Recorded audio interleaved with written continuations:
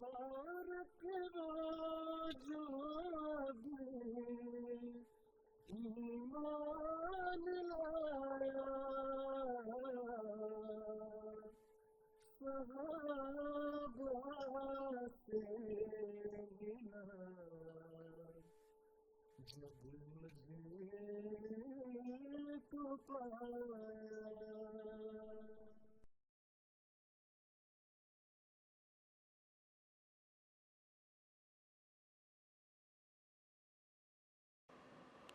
औज़ुबिल्लाहि मिनश्शैतानिर्रजीम बिस्मिल्लाहिर्रहमानिर्रहीम। नाज़रीन किराम, प्रोग्राम असहाब अहमद के साथ आपकी खिदमत में हाज़िर हैं। इस प्रोग्राम में हम हज़रत अक़दस मसीह मऊद अलैहिस्सलाम के सहाबा का तज़किरा करते हैं। हमारा आज का प्रोग्राम सूंगड़ा ज़िला कटक, जो इंडिया के सूबा उड़ीसा में वाक़ है, वहाँ के सबसे पहले अहमदी बुज़ुर्ग हज़रत मौलवी सैयद अब्दुल रहीम साहब रज़ियल्लाहु ताला अन्हु के बारे में है। और आज के इस प्रोग्राम में मेरे साथ मुकर्रम सुहेल अहमद साकिब साहिब और हाफिज़ हिबतुर रहमान साहिब होंगे। हज़रत मसीह मऊद अलैहिस्सलाम के ज़माने में जिन दूर दराज इलाक़ों में जमात कायम हुई है, तो ज़िला कटक उनमें से एक है, जो सूबा उड़ीसा का ज़िला है। पहले इसको उड़ीसा कहा जाता था, अब नाम बदल के उड़ीसा रख दिया है।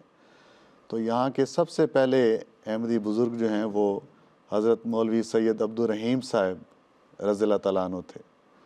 आप एक गरीब घराने में पैदा हुए और जब जवानी की उम्र में पहुँचे तो आपने बड़ा चर्चा सुना था हैदराबाद दक्कन के मदरसा महबूबिया का, तो आपको शौक़ था कि वहाँ दीनी तालीम हासिल करें।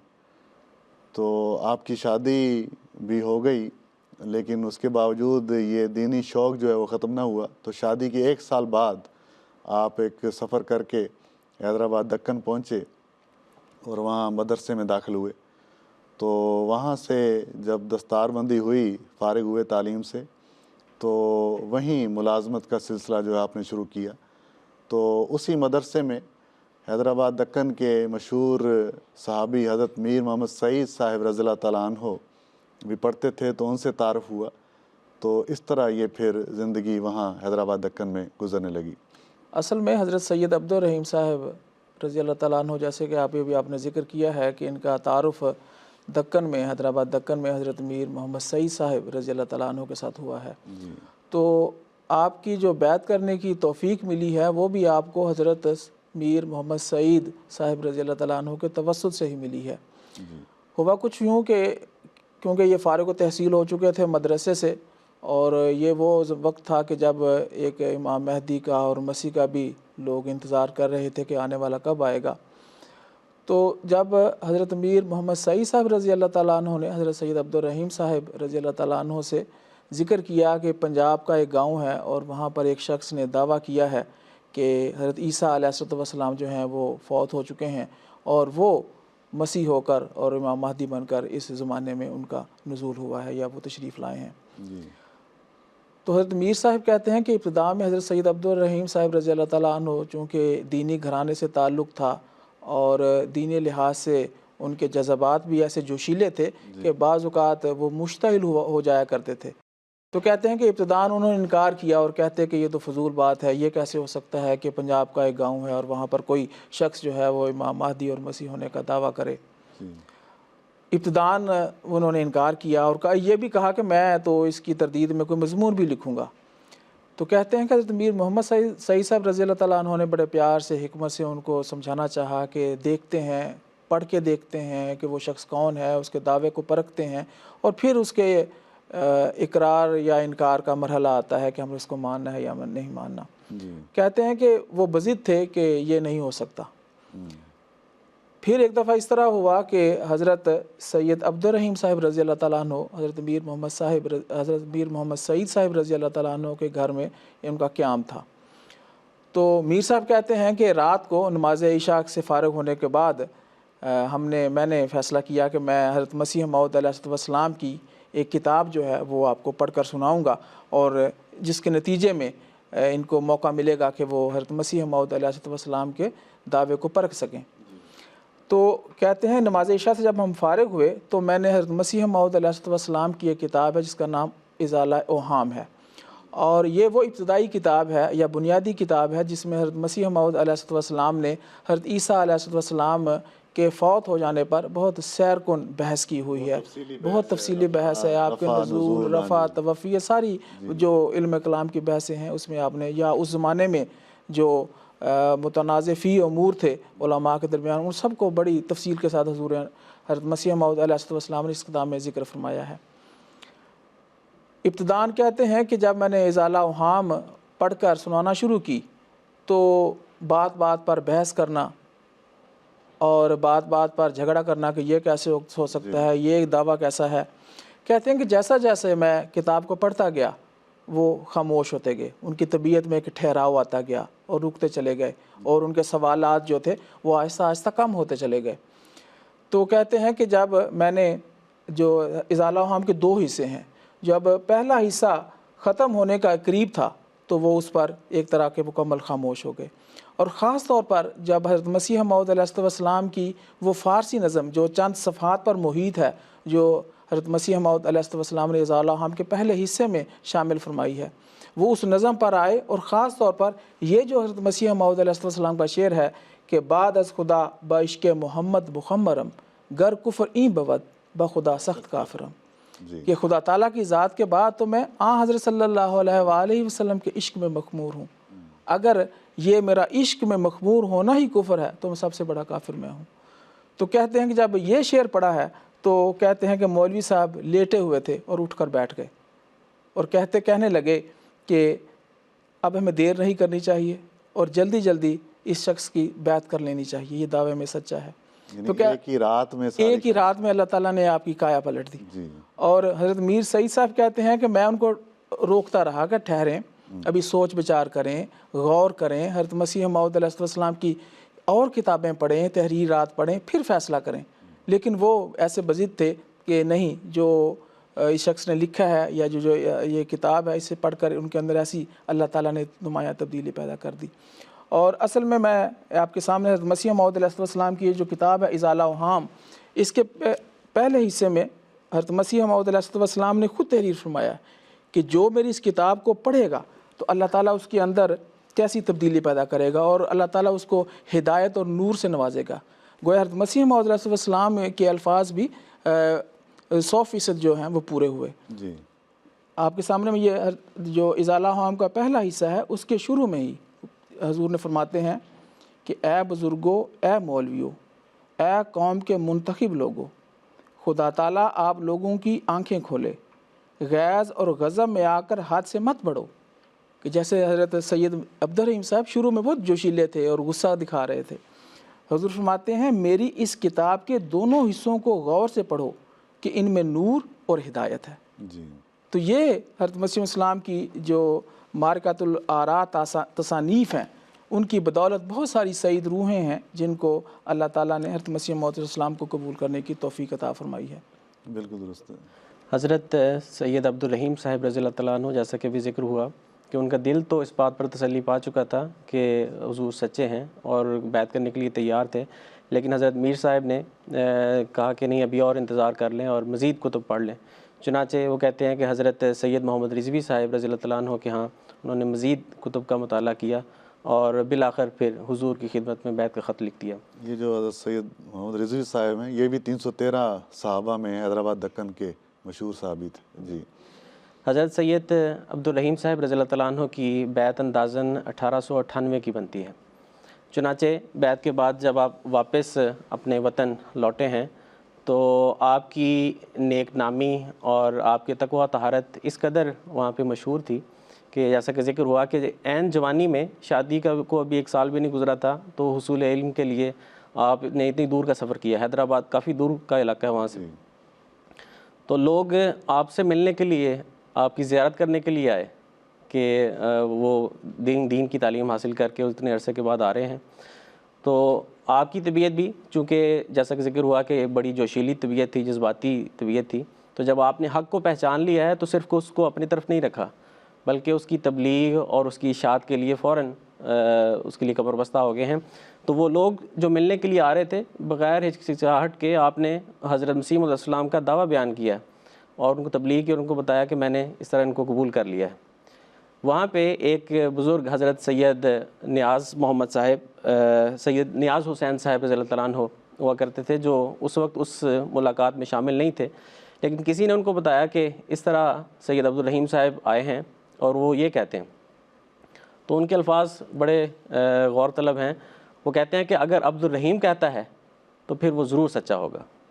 جی. تو اس سے پتہ چلتا ہے کہ حضرت سید عبدالرحیم صاحب رضی اللہ تعالیٰ عنہ کی جو جوانی کا وقت ہے اس میں بھی آپ کی اس قدر نیک نامی تھی تقویٰ طہارت کی وجہ سے کہ یہ دلیل ان کے لیے کافی تھی کہ اگر عبدالرحیم کہتا ہے تو پھر وہ مسیح موعود ضرور سے سچا ہے. آپ کے مقام اور مرتبے کا پتہ چلتا ہے جی جو اس معاشرے میں تھا. جی. حضرت مسلم موعود رضی اللہ تعالیٰ عنہ نے بھی حضرت سید عبدالرحیم صاحب رضی اللہ تعالیٰ عنہ کا ذکر کیا ہے. اور آپ ایک دفعہ حیدرآباد دکن کے حضرت سیٹھ محمد غوث صاحب رضی اللہ تعالیٰ عنہ کی بیٹی کا نکاح پڑھا رہے تھے. تو حضور نے ضمناً اس بات کا ذکر کیا کہ حیدرآباد دکن کی وجہ سے بہت سی دوسری جماعتیں ہیں جو جماعت کے حصے میں آئی ہیں اور جماعت کو قبول کیا ہے. اور حضور نے ذکر کیا کہ سنبل پور ایک گاؤں ہے جو پورے کا پورا احمدی ہے اور اس کا بیج وہ حیدرآباد دکن سے ہی لگایا گیا ہے. اور حضور نے ذکر کیا کہ حضرت سید عبدالرحیم صاحب رضی اللہ تعالیٰ عنہ یہاں آئے، یہاں رہے اور حضرت میر صاحب کی وجہ سے انہوں نے احمدیت قبول کی تبلیغ کی وجہ سے، اور واپس جا کر انہوں نے اپنے اس گاؤں میں تبلیغ کی اور پورے کا پورا گاؤں احمدی ہوا ہے. تو گویا کہ حضور نے ذکر کیا کہ وہ بیج جو سنبل پور میں لگایا گیا تھا وہ حضرت عبدالرحیم صاحب رضی اللہ تعالیٰ عنہ کے ذریعے پورے کا پورا گاؤں احمدیت کی آغوش میں آ گیا. بالکل. یہ صوبہ اڑیسہ کے صحابہ کا تاریخ احمدیت میں ذکر ملتا ہے. تو وہ سارے جو ہیں حضرت سید عبدالرحیم صاحب رضی اللہ تعالیٰ عنہ کے ذریعے ہی احمدی ہوئے ہیں. اور ابھی ذکر ہوا کہ 1898 میں آپ نے بیعت کی ہے، تو اس کے تقریباً 1.5-2 سال بعد آپ واپس گئے ہیں اپنے گاؤں. تو وہاں تبلیغ کی ہے اور بڑے جوش سے حضرت مسیح موعود علیہ السلام کا پیغام پہنچایا ہے، اور اس قدر مؤثر طریق سے کہ اگلے سننے والے جو ہیں ان پر بڑا اثر ہوا اور بہت جلد وہاں بیعت کرنے والوں کی ایک بڑی تعداد جو ہے وہ پیدا ہو گئی. تو آپ نے حضرت مسیح موعود علیہ السلام کی خدمت میں ایک خط لکھا سن 1900 میں، اور اس میں حضور نے لکھا، آپ نے لکھا حضور کے نام کہ جو رمضان کا پہلا جمعہ تھا اس کے بعد لکھا کہ حضور میں نے تمام گاؤں والوں کو تبلیغ کی ہے، جس کے نتیجے میں سارے بڑے شوق سے حضرت مسیح موعود علیہ السلام کا نام اور پیغام سنتے ہیں. تو آپ لکھتے ہیں کہ حضور اس عاجز کی تحریک پر اہل چٹگوہا ضلع حیدرآباد دکن کے 71 مسلمان شرف بیعت سے مشرف ہوئے تھے، مگر یہاں کے لوگوں کے دلی جوش و مسرت کا اظہار احاطہ بیان سے باہر ہے. اکثر لوگ احوال حضرت اقدس سن کر زار زار ہوتے ہیں اور ملاقات کے لیے ایک تڑپ ان میں پائی جاتی ہے. غالباً چند آدمی عرصہ قریب میں شرف ملازمت و مکالمت سے بہرہ اندوز ہوں گے. یقیناً یہ جوش حضرت اقدس کی توجہ و دعا کا ثمرہ ہے. آئندہ جمعے میں دوسرے محلوں کے لوگ جس قدر بیعت کے لیے مستعد ہوں گے اس کی ایک علیحدہ فہرست پیش ہوگی. یہ جنوری سن 1900 کے الحکم میں یہ خط شائع ہوا ہے، اور اس خط کے ساتھ 400 احباب کے نام شائع ہوئے ہیں جنہوں نے حضرت مسیح موعود علیہ السلام کی بیعت کی ہے. تو کس قدر وسیع آپ کی تبلیغ تھی کہ پہلی ہی مجلس میں 400 افراد جو ہیں وہ بیعت کے نام لکھواتے ہیں، اور آپ لکھتے ہیں کہ مزید لسٹ جو ہے وہ آئندہ میں حضور کی خدمت میں بھیجوں گا. یہ جو اصحاب ہیں جن کو حضرت مسیح موعود علیہ السلام کی بیعت کرنے کی توفیق ملی ہے، اور انہوں نے پھر حضرت مسیح موعود علیہ السلام کے پیغام کو اپنے قرب و جوار میں پہنچایا ہے، اور جیسا بھی ذکر ہو رہا ہے کہ بہت سارے لوگوں نے آپ کے توسط سے بیعت کرنے کی توفیق ملی ہے. تو حضرت سید عبدالرحیم صاحب رضی اللہ تعالیٰ عنہ نے اس حوالے سے ایک کتابچہ بھی تحریر فرمایا، اور اس کتاب کا نام آپ نے رکھا الدلیل المحکم علی وفات المسیح ابن مریم. تو اس کتاب میں آپ نے وفات مسیح کے حوالے سے دلائل سے ثابت کیا کہ جو عیسیٰ تھا آنے والا تھا وہ فوت ہو چکا ہے، اور حضرت مسیح موعود علیہ السلام اپنے دعوی میں سچے ہیں. ابھی شروع میں آپ نے ذکر کیا تھا کہ جب بیعت سے پہلے وفات مسیح پر بات بات پر جھگڑتے تھے، یہ کیسے ہو سکتا ہے؟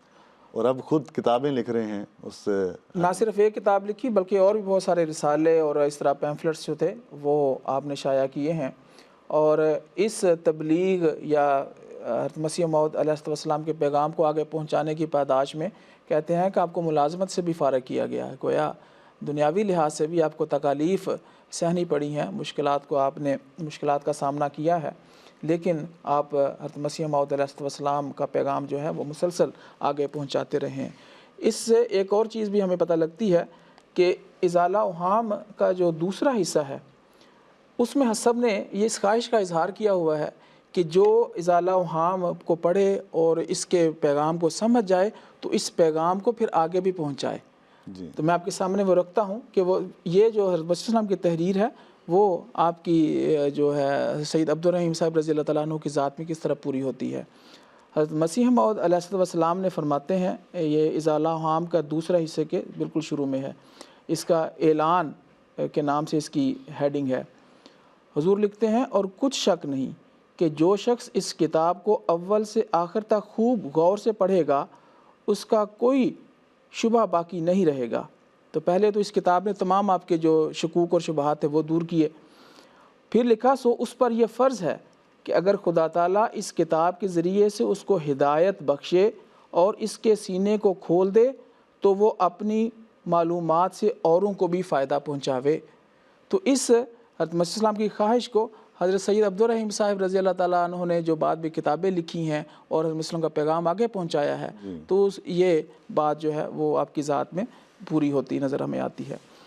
اس کے علاوہ آپ حضرت سید عبدالرحیم صاحب رضی اللہ تعالیٰ عنہ کے قادیان آنے کا ذکر ملتا ہے کہ آپ متعدد بار قادیان تشریف لاتے رہے ہیں اور مسیح موعود علیہ السلام کی صحبت سے فیض یاب ہوتے رہے ہیں، جس کا ذکر ہمیں جو الحکم 24 جنوری 1901 کے شمارے میں ملتا ہے. اس کے علاوہ 27 اپریل 1905 کا جو بدر کا شمارہ ہے اس میں بھی آپ کا ایک خط شامل اشاعت ہے جو آپ نے حضرت مفتی محمد صادق صاحب رضی اللہ تعالیٰ عنہ جب ایڈیٹر بنے ہیں تو ان کو مبارکباد دی ہے. اور اس کے ساتھ ساتھ اپنے خط میں آپ نے حضرت مسیح موعود علیہ السلام کو سلام کا پیغام بھی پہنچایا ہے. تو اس طرح یہ اصحاب جو تھے یہ حضرت مسیح موعود علیہ السلام کے ساتھ اور قادیان کے ساتھ ایک زندہ تعلق قائم کیے ہوتے تھے. دونوں اخباروں کے خریدار تھے، الحکم اور بدر. بالکل. جو اس طرح تعلق آپ نے قائم رکھا ہے. خط جو ہے وہ الگ تھا، حضور کی خدمت لکھتے تھے، لیکن اخبار کے ذریعے ایک اور تعلق تھا. بالکل. اصول علم کا جو حضرت سید عبدالرحیم صاحب رضی اللہ تعالیٰ عنہ کا شوق ہے وہ اخبار سے تعلق کی وجہ سے بھی پتہ چلتا ہے کہ شروع سے ہی دینی علم کے اصول کی خواہش رہتی تھی، اور خاص طور پر قرآن کریم سے جو علوم کا حصول ہے اور اس کے مطالب کی جو تڑپ، اس کے حاصل کرنے کی تڑپ آپ میں پائی جاتی تھی. اس کا پتہ اس سے چلتا ہے کہ ایک دفعہ آپ نے الحکم میں ایک مضمون لکھا اور آپ نے لکھا ہے کہ ہمیں آئے دن خبر ملتی ہے کہ یہ ترجمہ شائع ہو گیا، فلاں تفسیر نکل آئی.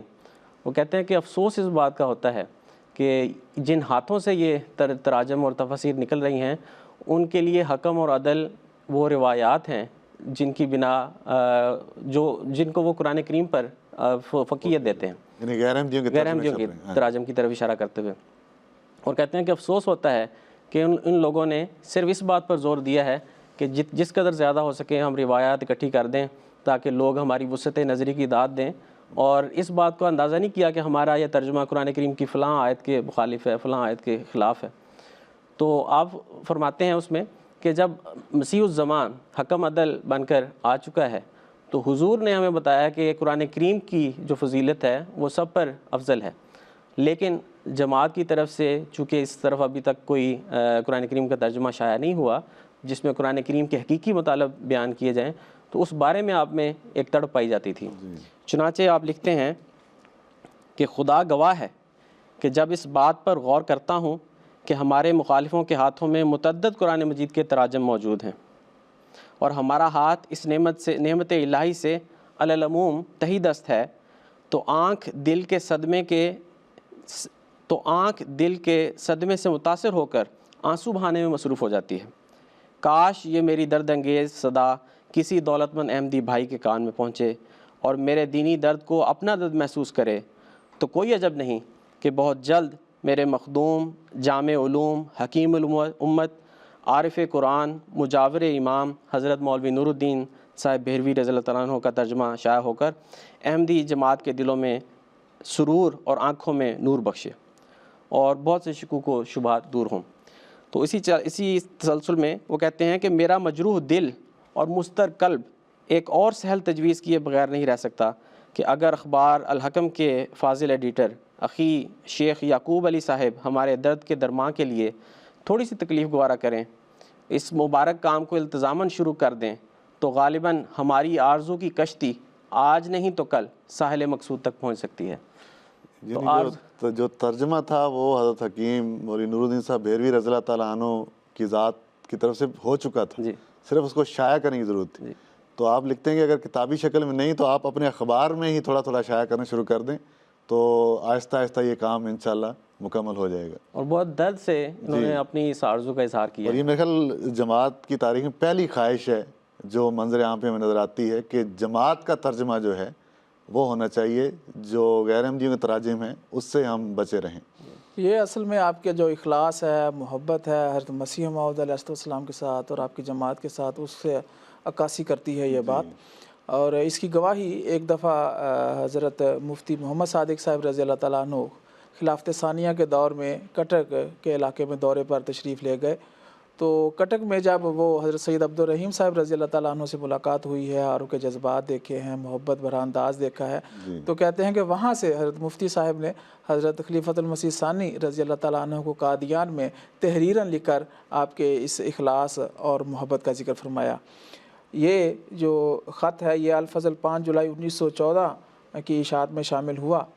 اس خط میں حضرت مفتی محمد صادق صاحب رضی اللہ تعالیٰ عنہ آپ کے اخلاص اور محبت کی اس طرح گواہی دیتے ہیں، لکھتے ہیں کہ یہاں کے مولوی عبد الرحیم صاحب ایک پاک نفس انسان ہیں، حضور سے بہت اخلاص رکھتے ہیں۔ پھر لکھا کہ مولوی عبد الرحیم صاحب کا خیال ہے کہ کٹک اور مدراس کے درمیان بہت سے مسلمانوں کے شہر ہیں جو احمدیت سے بالکل ناواقف ہیں، وہ چاہتے ہیں کہ میں اس طرف جاؤں اور ان کو تبلیغ کروں۔ تو یہ دیکھیں کہ کس قدر اللہ تعالیٰ نے آپ کے دل میں وہ جو جذبہ تھا کہ مسیح موعود علیہ السلام کا پیغام ان تمام مسلمانوں تک پہنچے کہ جو ایک اس وقت امام مہدی کا اور مسیح کا انتظار کر رہے ہیں، ان کو معلوم ہو کہ جس کا تم انتظار کر رہے ہو وہ تو آ چکا۔ بالکل۔ حضرت سید عبد الرحیم صاحب رضی اللہ تعالیٰ عنہ کی وفات 12 جنوری سن 1916 کو ہوئی ہے، اور آپ محلہ کوسمبی جو آپ کا گاؤں تھا سونگڑا، اسی کے ایک محلے کے مشترکہ قبرستان میں مدفون ہوئے۔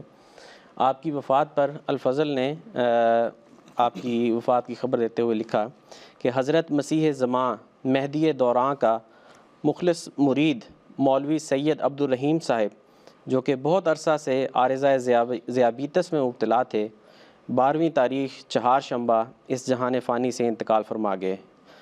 اور اخبار الفضل میں آپ کی ایک جو تبلیغ کی خوبی ہے اس کا ذکر کیا کہ اڑیسہ میں تبلیغ احمدیت خوب زور سے ہوئی آپ کی مسائی سے، اور اللہ تعالیٰ نے پاک روحوں کو اس سلسلہ حقہ کی طرف کھینچا۔ اور اس کے بعد ایک اور خوبی کا ذکر کیا ہے کہ آپ کی حضرت مسیح موعود علیہ السلام سے اس قدر محبت تھی کہ جب بھی کلام کرتے تھے اس کلام میں حضور کا ذکر آتا تھا اور اس محبت کا اظہار پایا جاتا تھا۔ تو آپ کی وفات پر اخبار الفضل نے آپ کی اس محبت مسیح الزماں کا ذکر کیا ہے۔